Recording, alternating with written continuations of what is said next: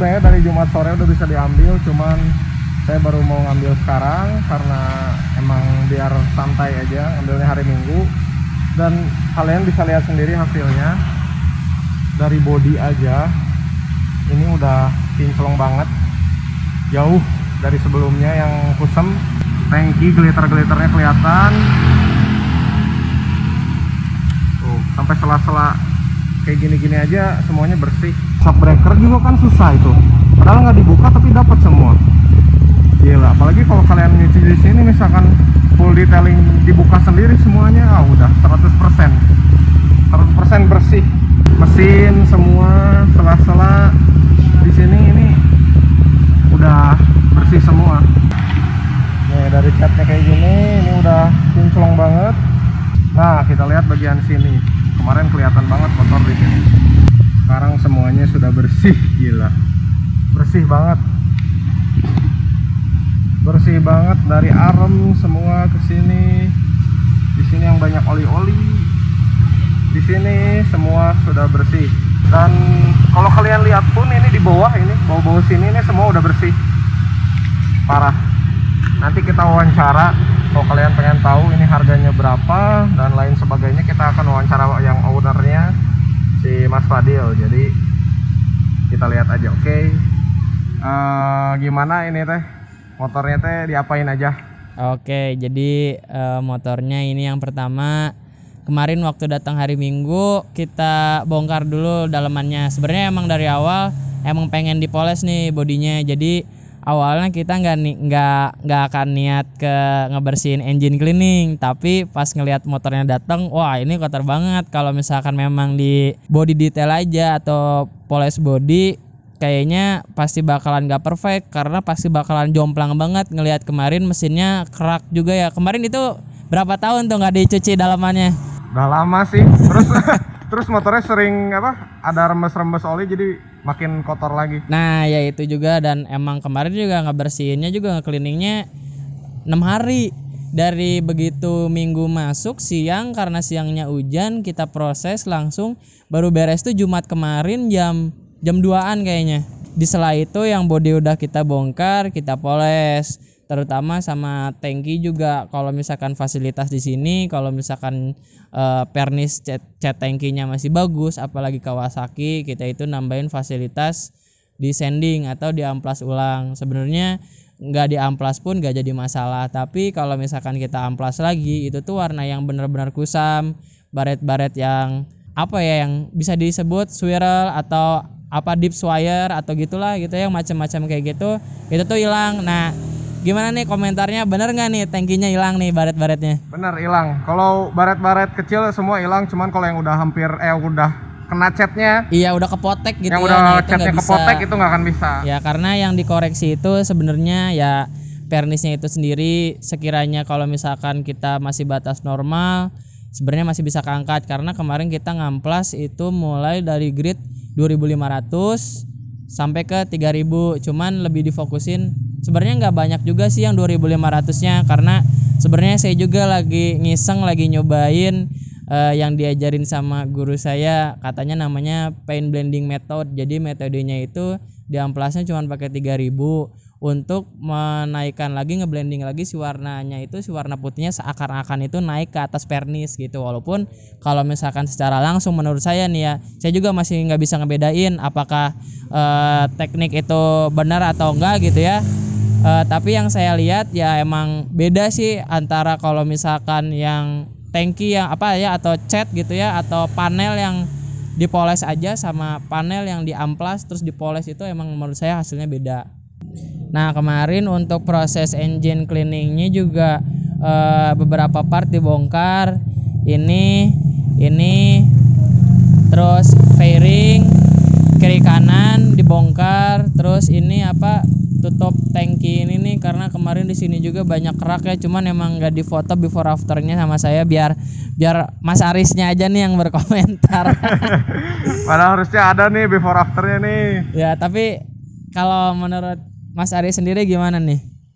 Ya menurut saya emang berubah parah, berubah total. Ya terus kemarin juga si kepalanya, mukanya sama saya dibuka, terus apa ini dashboard bawah speedo kan bisa diangkat juga dibuka sekalian, jadi biar bener-bener emang ngebersihinnya maksimal gitu loh. Paling bagian minus-minus ya kayak ini arm sama frame nih kan ini nggak kejangkau sama tangan, yaitu paling ada beberapa yang kotoran yang nggak keangkat, paling minusnya di situ sih kalau misalkan engine detail, kecuali emang kalau emang paketnya pengen turun mesin semua itu udah pasti nggak akan mungkin ada 100% bersih lah.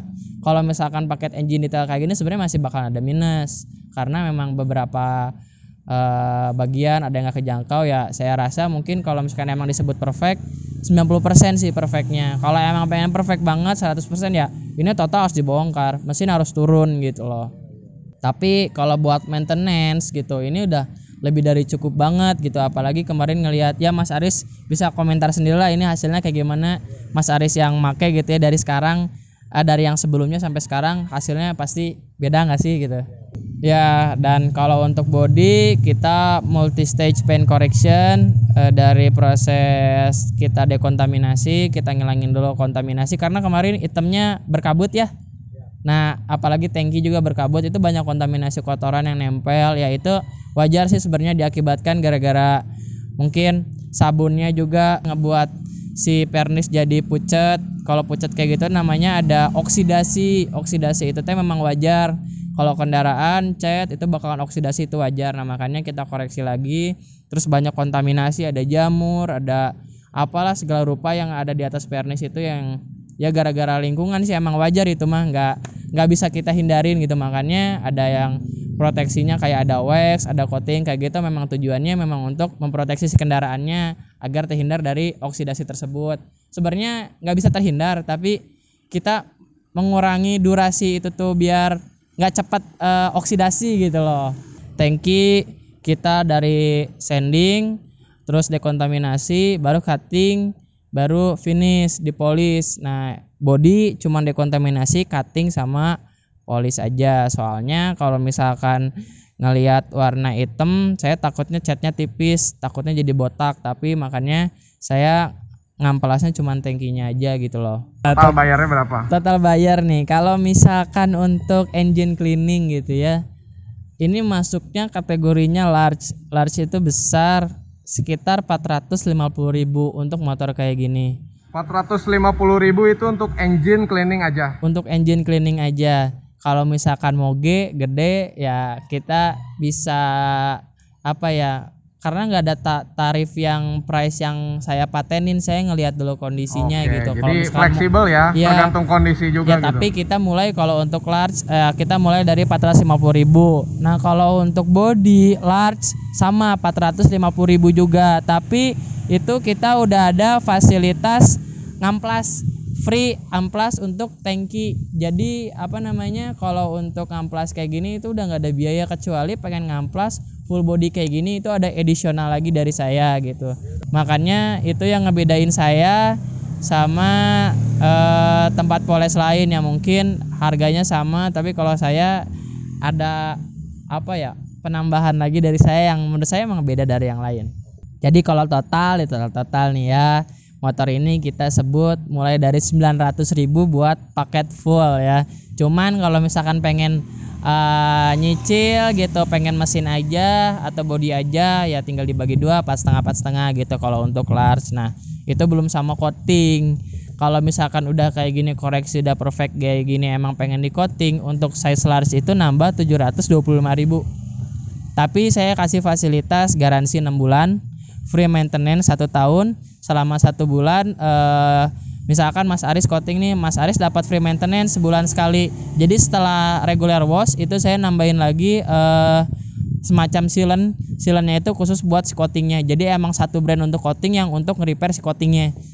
Jadi kasarnya kayak jalan berlubang, kalau misalkan ditambah lagi jadi ketutup lagi. Nah coating tuh seperti itu. Jadi sebenarnya kalau coating bukan masalah lapisan, tapi masalah nge-maintenance. Kalau emang coating pengen awet, itu bukan ada di berapa lapisan. Ini lapisan itu menurut saya nggak jadi berpengaruh. Tapi yang berpengaruh untuk long lasting si coating itu adalah maintenance-nya tersendiri. Makanya kalau misalkan di sini saya fasilitas coating itu cuman 1 lapis, tapi saya kasih maintenance untuk mencapai durability 2 tahun. Saya gratisin maintenance selama 1 tahun. Itu tuh nanti kelipatan 3 bulan, itu tuh nanti Mas ada gratis poles lagi dari saya, tapi si polesnya itu tidak abrasif, tidak koreksi, tapi cuma naikin gloss sama nge-repair si coatingnya aja gitu loh.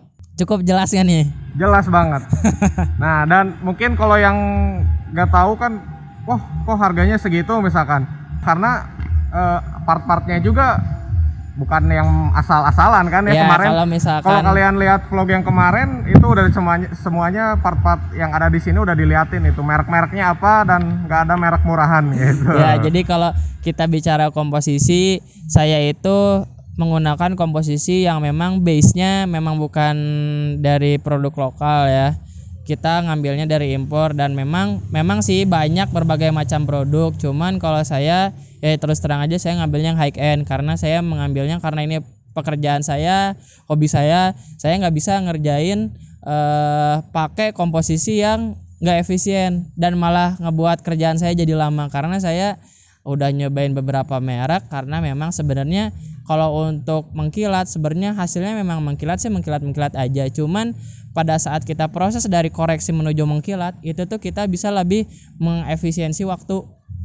Jadi apalagi kayak udah kita main amplasan gitu ya, kita bongkar amplasan dari yang kabut, dari yang pucat, pengen sampai bersih lagi gitu. Nah itu tuh kalau misalkan obat-obat yang harganya bukan misalnya harga ya, kalau obatnya yang biasa aja gitu ya, yang nggak bagus-bagus amat, itu koreksinya lama banget, bahkan nggak akan sejernih ini, malah bakalan nimbulin baret yang nggak keangkat, karena amplasan itu kan dia abrasif ya, amplas itu kasar. Nah itu kalau misalkan si abrasif yang nggak keangkat itu tuh malah jadi garis-garis yang diakibatkan si amplas, itu namanya sanding mark. Nah sanding mark ini tuh bakalan efektif hilang kalau misalkan dikoreksi pakai obat-obat yang emang menunjang gitu loh. Nah makanya saya pakai yang menunjang, makanya kalau bisa dibilang ya emang di sini harganya mahal, tapi saya bisa ngasih value yang orang lain nggak ada di sini gitu loh. Iya. Jadi dengan harga segitu juga udah sangat worth it ya, apa yang didapetinnya gitu. Dan yang terakhir nih. Apa nih? Yang terakhir, maintenance ketika motor ini kan sekarang udah bersih total walaupun belum di coating. Nah maintenance biar nanti nggak ada kerak-kerak lagi ya, mengurangi kerak-kerak yang bakal nempel di motor, terus jamur-jamur ada di bodi. Nah gimana nih? Nah kalau misalkan sih sebenarnya kalau untuk sudah seperti ini maintenance-nya cukup mudah ya. Jadi kita jangan membiasakan motor dibiarin terlalu lama, apalagi misalkan udah kehujanan atau ini, itu buru-buru dibilas. Minimal kita ambil bahasa simpel ya, seminggu sekali motor dicuci deh ya. Terserah kalian mau nyuci sendiri atau mau ke tempat yang kalian percaya, terserah. Tapi minimal kalau misalkan motor kalian udah seperti ini, udah bersih kayak gini, pengen terhindar dari kerak-kerak yang membandel lagi, itu kalian seminggu sekali udah harus cuci. Jadi analoginya gini, kalian nggak perlu engine detail kalau misalkan seminggu sekali motor kalian cuci. Tapi ya berhubung ini motornya fairing gitu ya, dan pada ketutup ya, mungkin memang nanti bakal ada sela-sela yang nggak kebersihin gitu ya, kecuali emang mesin-mesinnya yang terbuka kayak motor CRF, kayak Like atau ya WR, atau yang kebuka-buka ya kayak motor trail gitu ya, itu kan mesinnya telanjang gitu ya, jadi kita mau ngebersihin mesinnya juga nggak terlalu sulit gitu. Yang penting pada saat udah kehujanan, udah sekiranya udah kotor, itu dibersihin langsung deh, disemprot. Nah disemprotnya ya kalau emang pengen bersih jangan pakai selang, memang harus pakai jet water atau pressure water, kayak semprotan kayak gini lah gitu. Memang dia lebih efektif karena kalau misalkan motor yang nggak pernah dibersihin, kadang kan suka ada pasir ya. Nah pasir itu kalau misalkan cuman disiram pakai air mengalir, itu dia pasir nggak akan turun. Memang harus disemprot pakai yang pressure water biar si pasir-pasir itu pada turun. Jadi pada saat nanti kita mau masuk ke proses cleaning, itu pasir-pasir itu udah nggak ada. Jadi karena pasir itu bisa nimbulin baret, karena pasir itu kan abrasif ya. Jadi kalau misalkan nanti kita ngegesek ke sini aja, itu memang bisa nimbulin baret gitu. Terus kalau untuk sampo, sabun, kita yang penting itu pH-nya balance ya. Jangan sampai ada asam dan basa. Pokoknya sampo ingat aja pH-nya harus balance. Kalau untuk bagian body nggak jadi untuk bagian mesin ya, sorry ya, nggak jadi masalah deh. Mau pakai Sunlight, mau pakai Rinso, nggak jadi masalah. Sabun deterjen memang efektif buat ngebersihin bagian-bagian kayak gini, tapi dia panas kalau misalkan ke bagian-bagian sini. Jadi mendingan jangan. Ada lagi yang lebih safe lagi buat clear coat atau buat paint coat kayak gini, itu pakainya sabun yang memang dikhususkan untuk kendaraan. Banyak kok, jangankan di mana gitu ya, nyari segampang di toko swalayan juga banyak gitu kan. Yang penting dikhususkan untuk mobil dan kendaraan, karena memang dia mengandung sabunnya yang berbeda, pH-nya balance gitu loh. Jadi jangan pakai sabun cuci piring dan sebagainya ya. Yes. Kalau buat bawahan oke lah, kita bisa sebut merek Sunlight, buat bawahan nggak jadi masalah. Tapi kalau untuk bagian ini jangan gitu. Nah, untuk nanti bagian metode pengeringannya sebenarnya setelah gini baret bakalan timbul nggak sih? Banyak pertanyaan mungkin yang kayak gitu ya. Ini umurnya berapa lama sih gitu? Ya sebenarnya kalau misalkan baret itu bakalan timbul lagi. Jangankan pakai kanebo, pakai tangan digini aja. Kalau misalkan catnya sensitif itu bisa jadi baret.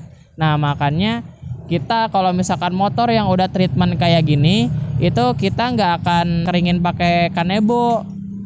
Jadi kita keringinnya pakai microfiber yang gramasinya atau GSM-nya itu di atas 1000. Karena kalau kita bicara microfiber itu banyak. Tapi kita ya, nah kalau kita pakainya microfibernya yang si gramasinya itu nyerap air. Nyerap air ya. Jadi kanebo itu sebenarnya diusahain jangan ya untuk ngelap-ngelap body gitu. Sebenarnya dia itu kalau untuk emang pengen meminimalisir baret ya jangan sebenarnya, karena pada saat kita bertemu dengan gesekan itu dia pasti bakalan ada garis-garis lagi. Memang nggak bisa dihindarin, tapi makanya pakai microfiber itu kita bisa kurangin gitu. Nggak akan secepat baret itu nggak akan timbul secepat kalau misalnya kita pakai kanebo gitu loh. Jadi untuk maintenance-nya sebenarnya kita juga menghindari juga pakai microfiber. Jadi kita microfiber itu buat di touch doang, gini, tak tak tak, nggak kita seret. Nah, terus gimana dong biar biar airnya turun gitu ya? Nah, kalau kita di sini pakai blower. Kalau udah motor-motornya treatment, kita semprotnya pakai angin. Kita maksimalin dulu pakai angin. Kalau untuk bawahan kita pakai kanebo, nggak jadi masalah. Tapi nanti kalau misalnya udah masuk ke body, itu nanti kita kasih blower. Jadi biar anginnya biar airnya pada turun dulu. Nanti begitu ada sela-sela yang nggak kena, baru di touch gitu. Atau bagian mana yang masih banyak airnya di touch doang, tapi nggak digesek. Iya, meminimalisir gesekan. Dan pada saat proses nyampoin bagian atas pun kita pakainya mop. Mop tuh apa tuh ya? Wash mitt. Kalau bahasa Inggrisnya wash mitt adalah, kalian bisa searching di Google gitu ya. Nah kalau misalkan di kitanya namanya apa ya, cendol gitu ya, soalnya emang bentuknya agak sedikit kayak cendol gitu, kayak busa cendol gitu loh, kayak buat ngebersihin apalah gitu kan bagian di rumah juga gitu. Ini ada khusus buat kendaraan juga gitu. Pengen nanya nih gimana hasil di sini dari Mas Aris sendiri nih, karena memang saya sengaja nggak ngasih before after karena memang dari awal ini motor, wah kalau di before ini juga saya udah benar-benar waduh takutnya mepet banget nih waktunya gitu. Makanya saya pengen langsung aja nanya dari Mas Aris, yang Mas Aris udah punya motornya sampai hasilnya Mas Aris sekarang udah lihat sendiri, itu komentarnya kayak gimana nih? Seingatan saya ya, walaupun sebenarnya kalau ada before after tuh kan lebih jelas gitu kan. Maksudnya lebih jelas, wah ini dari asalnya kayak gini dan hasilnya sekarang kayak gini gitu. Cuman seingatan saya juga emang dari body aja, nggak usah jauh-jauh mesin yang banyak olinya, dari body aja udah jauh gitu. Ini warna aslinya tuh jadi lebih apa ya, lebih keluar gitu. Apalagi kena cahaya kan, tuh jadi makin kilapnya tuh kelihatan, jadi kayak motor-motor yang baru dari dealer lah. Bahkan cuman, lebih dari dealer gitu. Iya, bahkan lebih dari dealer kinclongnya gitu. Ya, terus kira-kira nih menurut Mas Aris sendiri perlu nggak sih detailing itu? Oh menurut saya pribadi